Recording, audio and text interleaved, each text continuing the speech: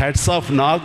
మీరు అన్నట్లుగా ఇది మీకు డిఫరెంట్, ఇంకో కోణం నుంచి మీకు హొరైజన్ మీకు ఓపెన్ అయ్యింది, ఇంకొక డోర్ ఓపెన్ అయ్యింది. తద్వారా బోల్డ్ అని ఫెంటాస్టిక్ క్యారెక్టర్స్ వస్తాయి. అండ్ మీరు అనుకున్నది ఉంటుంది, మీ లాంజివిటీ ఇంకా పెరుగుతుందని అనుకుంటున్నాను. మీ దోవలో నేను కూడా మీకు సమంగా నేను వచ్చేస్తాను నేను అనుకుంటున్నాను. అంటే ప్రతిసారి నాకు అన్ని విషయాల్లో కూడా నాకు సోర్స్ ఆఫ్ ఇన్స్పిరేషన్ అనిపిస్తుంది.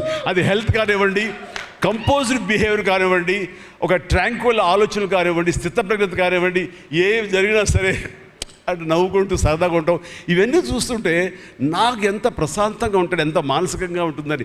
సో అలాగా ఈ ప్రొఫెషనల్గా కూడా ఈ సినిమాతోటి తను వెళ్ళే దారిలో వై నాట్ నేను కూడా రేపు పొద్దున ఏదైనా అవసరం వచ్చి ఓటీటీలో ఏదైనా సినిమాలు చేయాల్సి వస్తే కనుక ఏం ప్లాన్ నార్సింగ్ నువ్వే గబున అన్నా కదా గబుకొని రెడీ అయ్యి వచ్చే రేపు పొద్దున ఇంటికి.